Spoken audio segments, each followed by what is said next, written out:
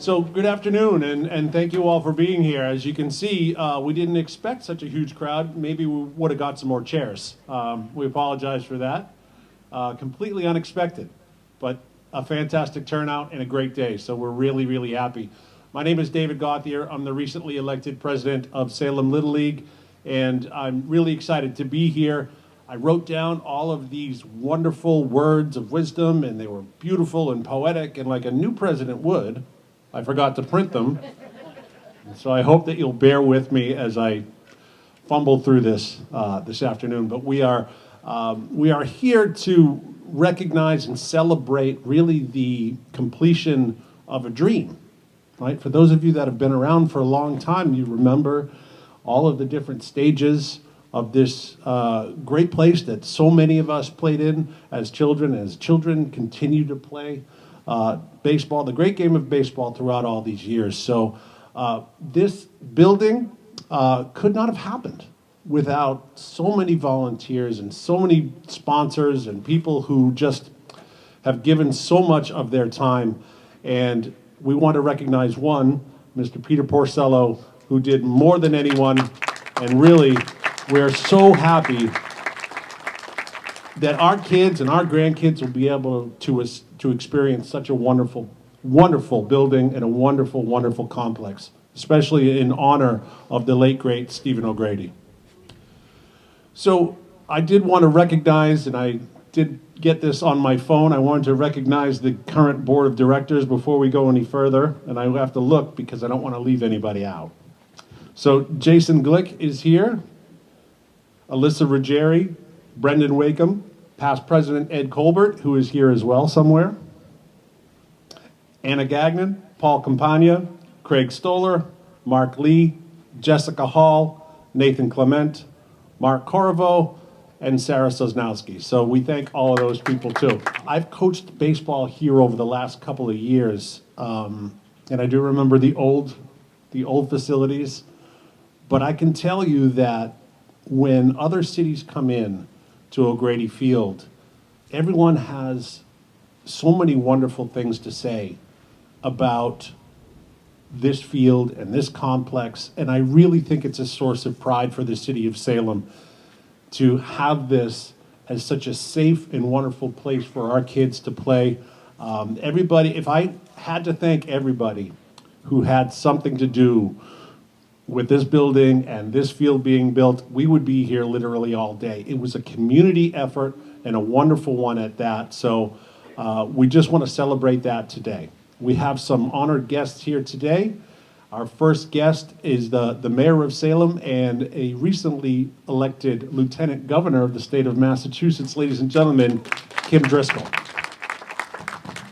Thanks, Dave, and thanks for everything you're doing to help make sure the youth of Salem have opportunities like this, not just at this park, but throughout the community. We're really here today, I'm really here today to say a special thank you to Peter Porcello, who's done so much on behalf of generations of youth who have played through Salem Little League. Not just this facility, which we are so grateful for, part of a Signature Parks initiative, a lot of people coming together, not just to make sure we have this beautiful facility named after Stephen O'Grady, but also the new pool, the trails, a real recreational resource for community members, young and old.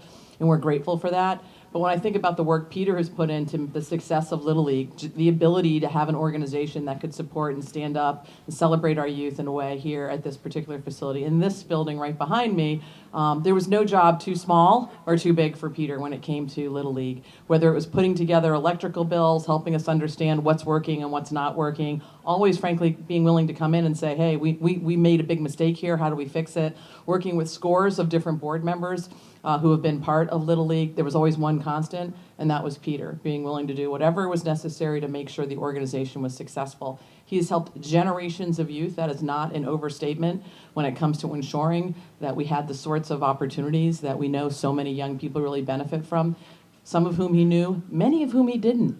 That's just about the heart he has in wanting to give back to our community. I know you recently lost your mom, my neighbor.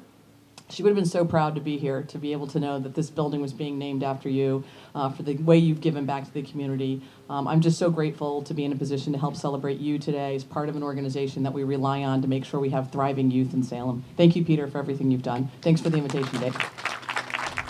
Our next speaker is also deserves some congratulations for his recent victory. He is going to be the newest district attorney for Essex County, Representative Paul Tucker, everyone. Thanks, Dave. Good afternoon, everybody. It's never lost on me when I come down to this field, particularly on opening day, when so many hundreds of parents and kids come down, and really what it means to the city of Salem. I was a Forest River kid growing up. I grew up about 2 blocks over here. I spent every day of every summer on this field and on this basketball court. And I was very fortunate in my life to have a lot of folks that was very similar to Peter Porcello, folks that put so much time into Little League.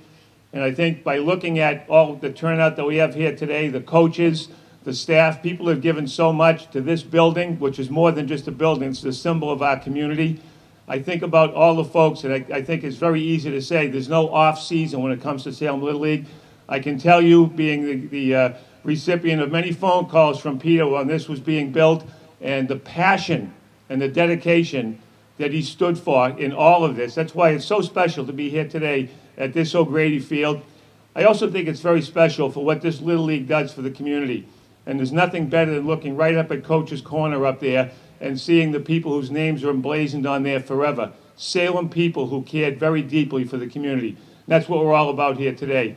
I brought a citation from the House of Representatives commemorating this that I can give to Peter after his remarks. I just want to say thank you to the community as well. We're very blessed, I think, to live here in Salem. We have so much, and sometimes on a day-to-day basis, we may not always appreciate it, but if we take a step back and we take a look at things like this day here today, this field, and what all of our kids collectively will benefit from, we're very blessed here, and we're blessed to have somebody like Peter Porcello.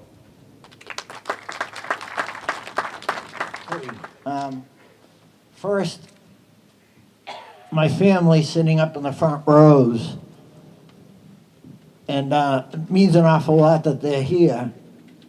And what means as much are some of the people that I walked by coming up here that were on the Bears in the 80s.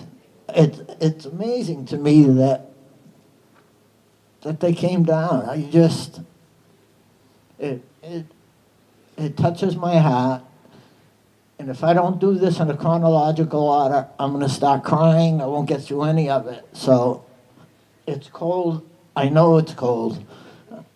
But I need to go back a few years to let you know how I ended up here. Just like Ed still wonders how he ended up being president when all he wanted to be was a coach for 3 years. And the next thing he knew, he was a director. The next thing he knew, he was president. And it's because I lied and said, no, it's easy being a director. Don't worry about it. All you got to do is do makeup games. President, even better. It's even easier. Everybody else does the work. You don't have to do anything. Yeah. Lied through my teeth for everything I said. Same with Kevin. Same with Mark Corvo. Same with Sarah. I lied to everybody. I'm sorry I lied. The fact you're still here says something. I started back, and I have to go back a little bit, 1968. I'm not going to go every year from 1968, but that was when my dad, the Bertonis, Tom Newman, a bunch of fathers went to Larry McIntyre and said, there's a Little League, but they don't take all the kids. And that's the way Little League worked back then. There were only 4 or 5 teams. You got to sign up. But if you didn't get picked, you didn't play. And so there were 200 or 300 kids in Salem that didn't play baseball until people like my dad went to Larry and said, that's not right. And Salem Youth Baseball started. Salem Little League, that version of it disappeared because Salem Youth Baseball got so popular and so big. And that Salem Youth Baseball is what started Salem Little League. So my dad had the Bears. He started them with Dick Evasion. In 1976, I got a call from Larry McIntyre, who said, "We don't have anybody to take the team. Would your son be interested?" And my dad said, "Sure, talk to him on the phone." What Larry McIntyre didn't know is I didn't have a license. I couldn't get to practices. I couldn't get to the field. I couldn't get anywhere. And my assistant coach, who was Sean O'Keefe, he couldn't either, unless we had somebody to bring us. So I was 15 years old, and I had the Bears. And I still, thanks to Mark Corvo, last year I couldn't do it, but thanks to Mark Corvo, I still had the Bears up until the year before last. And I told Mark, I can't ever thank you for that, and I can't. It means a lot that you took it, and I was able to still go and help. And maybe we can do it one more time. So we'll give it. I'd like to try it one more time.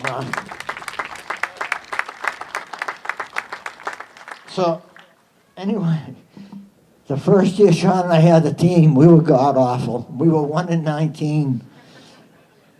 I think my neighbors who were on the team, I thought I saw them, but the player that got the one hit, we all had wooden bats. The bat broke. His dad made a lamp out of it. And that lamp he still has. He told me at the receiving line from my mom, he still has the lamp. But we got better. And in the 80s, I didn't see the Meanies. I hoped they were going to make it, but I got a family called the Meanies. And if you know Jeff Juden, I'm sure every name, if there's a name in Salem, people recognize Jeff Juden. He's a Little League player that made it to the majors. Scott Meany was better than Jeff Juden. Unfortunately, he blew his arm out at BC and was still named team captain. And he is right now Terry Francona's coach for all of pitching in the western part of the country. And when we had a fundraiser a few years ago, he sent bats, he sent all kinds of equipment from the Indians for us to auction off. And it was the first year, I think 1982, the Bears actually made the playoffs and won. It was also my first phone call from Larry McIntyre saying, "Get back to Salem and get back here now." And I was at Suffolk University sitting in a classroom. I had no idea he knew I went to Suffolk University. Never mind could find me in a classroom. And it turned out the city didn't have money to buy trophies that year because the city ran Salem Youth Baseball. So all the mothers went and picketed on Broad Street in carriages and blocked traffic all the way into Peabody. And Larry was screaming at me on the phone to get back here and get them out of the road so that the traffic could start going again. And by the time I got back to Salem, the mothers had cleared out and I got to keep the team by the skin of my teeth. Also made the front page of the paper for not the first time. So the Bears had a little bit of prosperity. We won again a few years later, and Salem had the Heritage Day Parade back then. And we had a big float. And I knew that there was friends of mine waiting to drown us with water, balloons, and anything they had that. So I had super soakers on the float that we were on. And there was the parade ended up stopping. There was this huge battle on the corner of Flint Street and Broad Street. Stephen O'Grady was on an old Salem fire truck. They were in the middle of it. And then the parade continued on, and the kids still had the super soakers.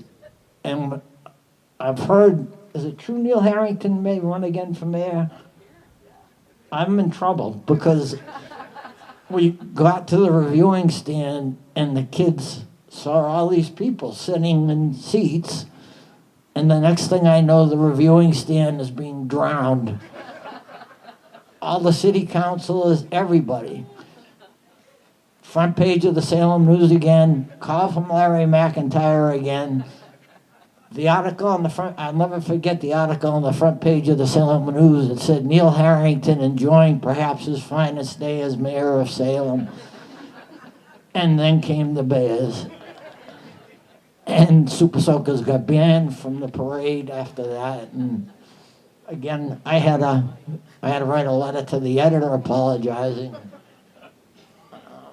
So anyway, the Little League decided that the Salem decided they wanted to become Little League, and in 1987, that's what happened. We became Little League. Larry wasn't too happy. He was supposed to give us the uniforms. Instead, they somehow disappeared, so we had no uniforms. And a place called, and they're still open, Shirts Illustrated. They kind of funded us until we could pay them back. But you think you got lied to, Ed. I went out to get a drink of water at a house we were having a meeting at. I came back. I was the minor league director. I was the finance director. And I was also the person that wrote all those rules in the Constitution that was clearly a mess and had to get redone a few years ago. But all I did was get a drink of water. And for 25 years, I was the minor league director. So I don't know what Ed is, but just so you know, that's how you think you got lied to. I just got a drink. But I enjoyed it so much that I stayed. And I stayed a while. And what happened was this field, as Paul mentioned, everybody used it, and it started to get really worn down. And we decided to raise money to repair it, not knowing that 2 years later the city had to knock it down because of a project on Canal Street. And they didn't know what was going to happen. We didn't know what was going to happen, but it did. And there were some hard feelings, except most people don't know what the city did. The dirt, what we call turfus, they came down, dug it all up, brought it to Furlong Park so it could be used there.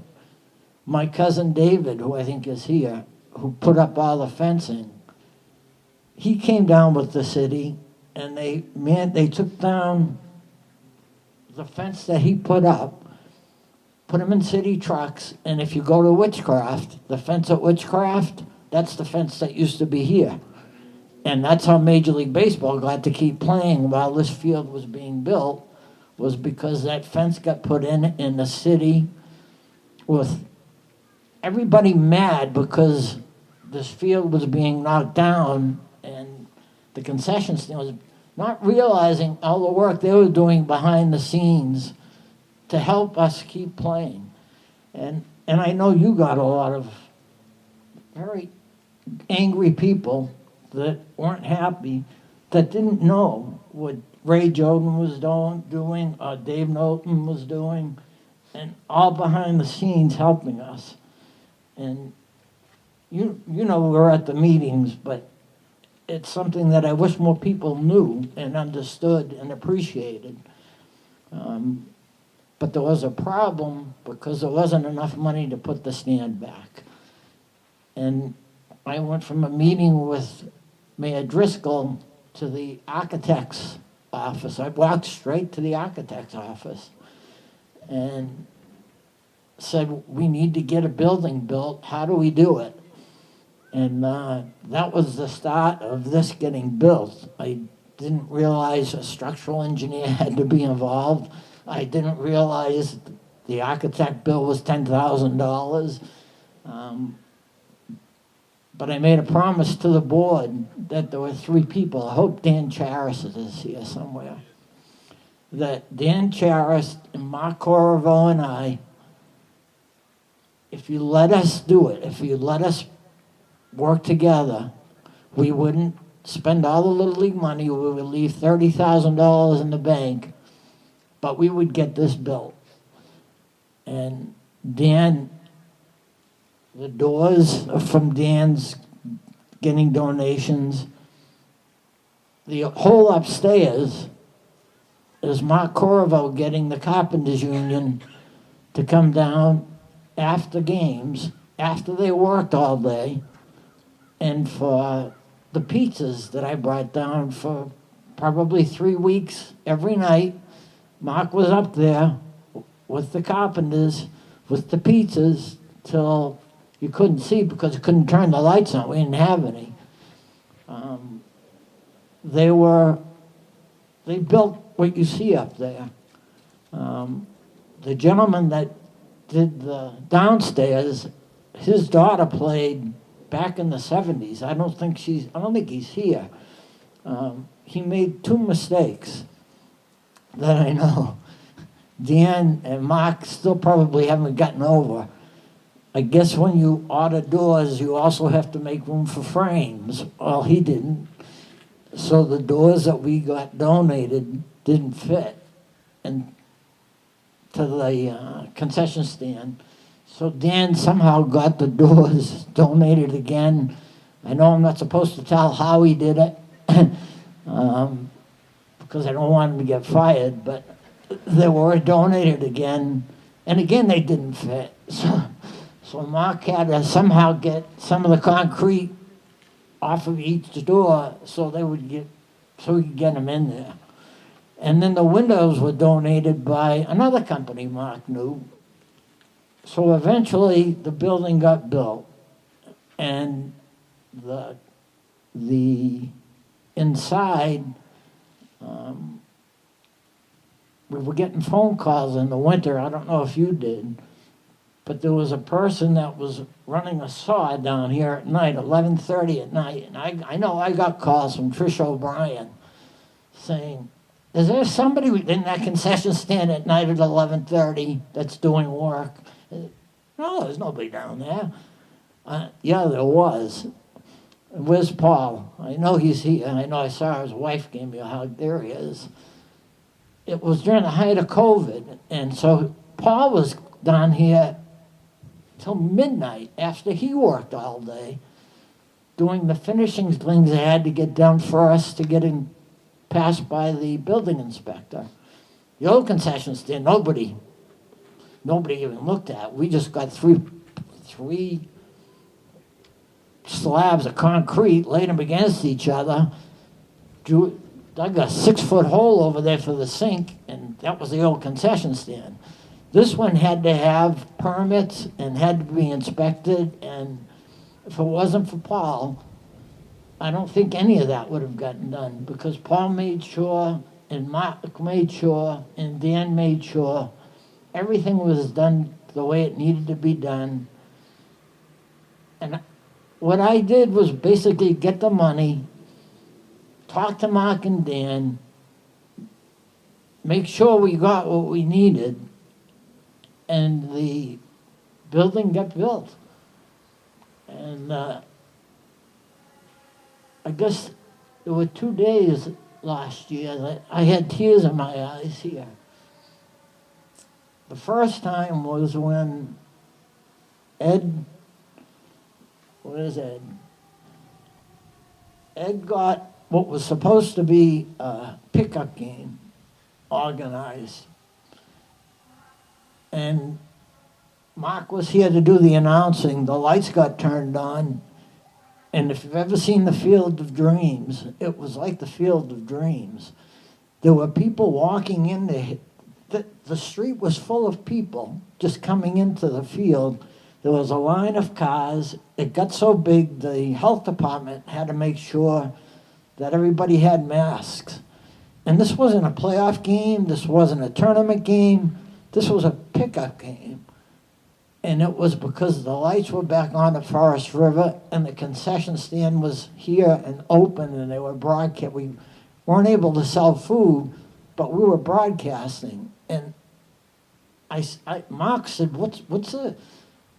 Are you upset? And I said, you just don't understand how many people are here. This is like, you had to be here back in the 80s to understand how many people are coming into this field for a pickup game that Ed organized. And it was it was something I will never forget, and it's just something Ed decided he had to get, I don't know how many okays from the city, from the state, from the federal government, for the right chemicals to be here. Every seat had to be sprayed after every kid got up. Their equipment, that all had to be, it was an incredible amount of work that was done to get this game played. And it got so big that the Salem Access Television came down and they started broadcasting games down here that were just pickup games that had organized, but it was because Forest River was back. And I thought that it was the most amazing thing that night that I had seen. And I wish Ann Linger over there had decided to come back and run it another year, but she had had enough. But the plans she drew, she doesn't know, but the concession stand, I hope we get to open it up and let people take a walk through. But everything Ann drew and said, this is what you need here, and this is what you need here, that's what we did. And we got all that stuff donated too from Stan Brown's son, who used to be the district commissioner for us, and he remembered us. And his son brought down all the cabinets that Ann said we needed. And Mike Bolduck wired the whole place for nothing. John Pizzullo did all the plumbing, basically for cost. And like I said, the concession stand was functional. And Ed this year opened it up and we started selling things again. And then he told me that there was going to be a special ceremony for something for me. And I said, what? And he said, yeah, they're going to donate the building and put your name on it. And I said, they're going to put my name on the building? And Ed said, yeah. And luckily, other people who have had a lot to do with it, as the mayor said, and Paul, there are a lot of people, including Paul, who I didn't know I had to put an elevator on this building. It ended up being a lift, but if it wasn't for Paul writing a letter to the governor asking that the $25,000 that he asked for this building not be removed from the state budget, the $25,000 that started that lift, we wouldn't have gotten. And I heard the story that you actually went and talked to the governor to say, please, and that I guess the way it works is money can be put in the budget, but unless it's funded, you don't get it. And Paul went and made sure that the money for that lift got funded, and we couldn't have it without the lift. And the Salem Disabilities Commission, then they gave us money for the lift. Then Eastern Bank, my cousin got $5,000. And then a player who I don't know if he is here or not, that used to be on the team, he sent us a check for $10,000, an ex-player. And of course, Salem Pediatrics, Dan, $25,000 you think, Dan and Mark, what they do altogether? An amazing amount, and also they did the scoreboard. And then the other day, and the reason I wanted to do this in chronological order, because this is the tough part.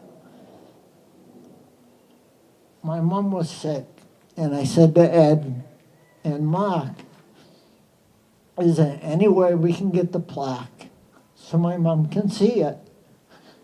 And they said, without any hesitation, when? That's all they said was when. Last Saturday, last time my mom left the house, her and my dad came down, and even though the plaque is covered, Mark and Ed were here. They held the plaque, and my mom got to see it. And my mom passed away the next week. And if they hadn't have done what they had done, my mom knew there was a plaque, but she never would have gotten a chance to see it. And I've told Ed and Mark 1,000 times, and I'll tell them again, I can't ever thank you enough for doing that, for my family, for me. Something I will never forget. And my sister made sure, because somehow it ended up everywhere on Facebook, and it's probably never going to disappear. But that was, I'm forever grateful. And for the people that came down to see this, thank you. There are ex-players, there are friends, there are people I haven't seen in a very long time that I'm very happy here and came down. And it means a lot. Not just to me, it means a lot that my mom got to see it. It also means a lot that there's another Peter Porcello. And to me, his name is just as worthy as being on this building as mine, and it's my dad. So, thank you very much, and I made it through this part that I didn't think I was going to, but hopefully what I said didn't come out. It made some sense. But thank you very much for coming. If I forgot to mention somebody, I'm sorry. But again, thank you to my family for coming, and everybody, and Mayor and Paul. Thank you.